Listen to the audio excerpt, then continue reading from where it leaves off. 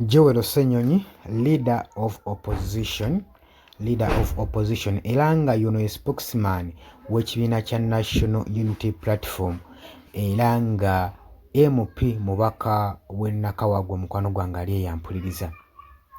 Avuddeyo n'atwala okunyolwa ng'era anokoddeyo era ng'asonga olunwe mu Deputy Speaker Thomas Tayebwa era ng'ono leero tebigenda kuba nga bimugendera bulungi nnyo. Olunaku olwaliro terugenda kuba nga nnaku ndala. Bukyanga bakukumpanya leero luno Joel Ssenyonyi tugambe nti abayina.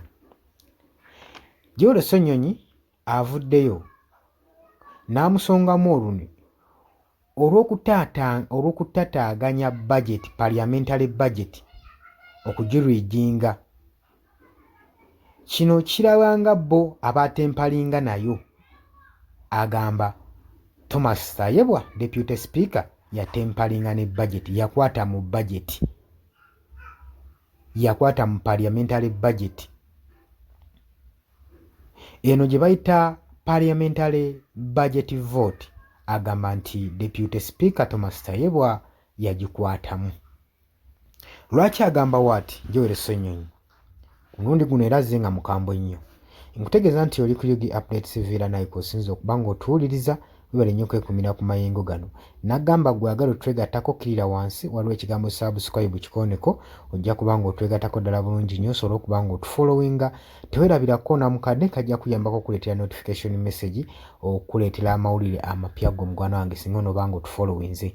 Wabula gwe ali emitala w'amayanja naye nkutumiddeko, mwenna bali mu diaspora mwebale kwekumira ku Yugi Updates TV. Mwenna bannankyukakyuka abalwanyirizi b'eddembe, nammwe abakola omulimu ogw'amaanyi ennyo okusharinga n'okukomentinga saako n'okulayikinga, mukola omulimu ogw'amaanyi. Nammwe abasubscribinze mbebaza ebyensusso.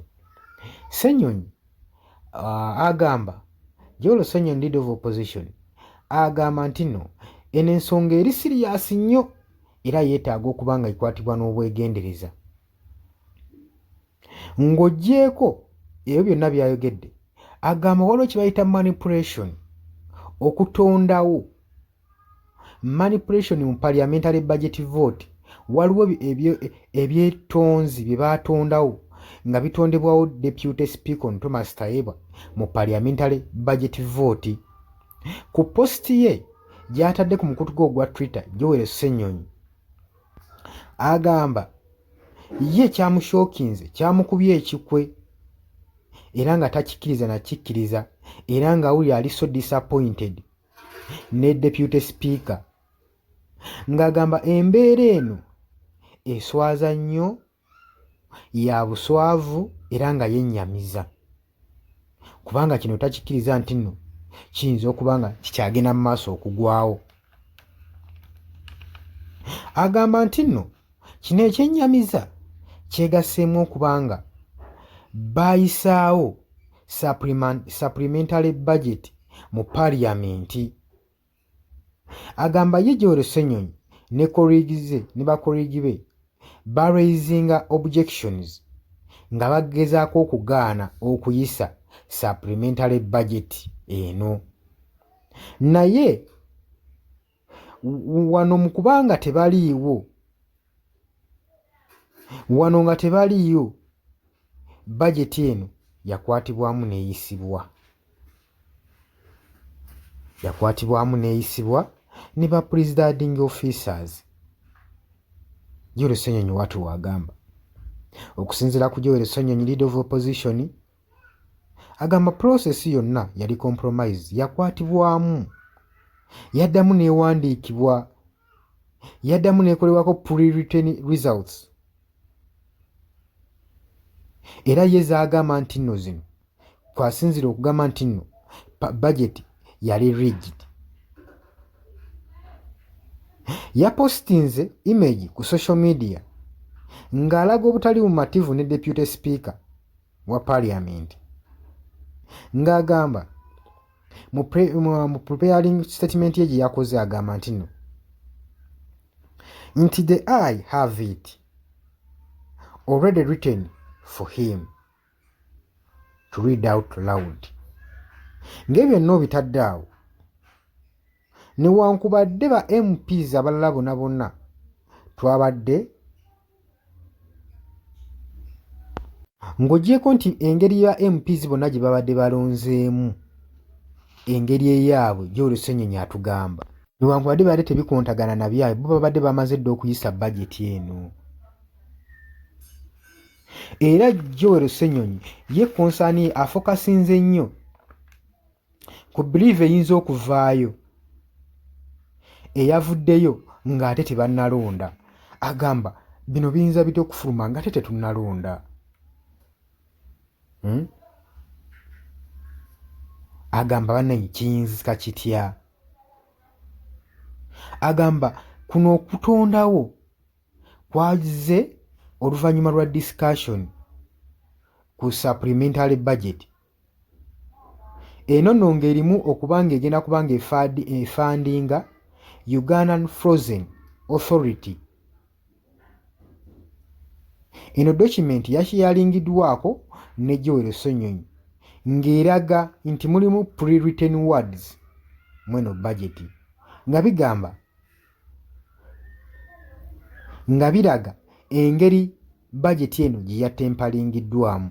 Kati Joel Ssenyonyi yabuuza ekibuuzo nti ku muwendo gwa ssente obuwumbi 2,368,962 zaadde zirina okuba nga ziprovidingibwa okulonda 108 Ugandan Frozen Authority ku Supplementary Development Expenditure ku FY 2004 to 2005 ng'agamba bino lowooza bigenda kufevalinga baani oba awo abagamba nti nno already an I have it. Joel Ssenyonyi ayongera okwemulugunya ng'agamba newankubadde ba MPs bandibadde balonze nga bali against the proposal naye era results already zaadde zimaze okusaidingibwa okusalibwawo newankubadde ba MPs badde ba rejectinze results zabadde zamaze dde okusalibwawo nga tetunnalonda na kulonda.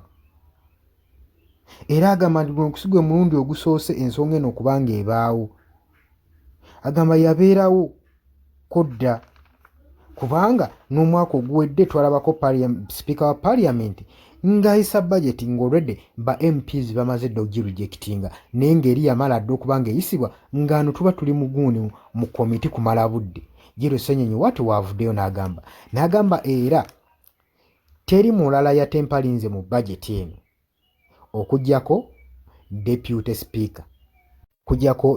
speaker Thomas Tayebwa yatempalinze ne parliamentary budget vote olw'okuba nti nno mulimu ebyokweyagaliza bingi ng'omukwano gwange kati wano wetugambira enguzi enaggwa mu gavumenti enguzi enaggwa mu parliament sooka gwe obitunulemu gulowooza ki ekirina okukolebwa kubanga budget zijja mu parliament ne ziyisibwa ne baleeta ababaka ba parliament balonde naye ebyo ebyokulonda kaba kabonero akalaga mmwe bannayuganda bali ku TV n'abala parliament nti buli nsonga esalibwawo mu parliament n'ababaka bammwe mwalonda naye ng'ekituufu ekyamazima ekyekwesa emabega bagenda obbayita ottula mu kakiiko awo mu kakiiko k'eggwanga aka parliament buli we batuula ensonga gye bateesaako eba yayisibwa dda ng'ano jasi baba baagala kulaga nti bagiyisizzaako mu parliament era mweyise banange mubeere bagezi era buli kintu mukitunulire enkaliriza.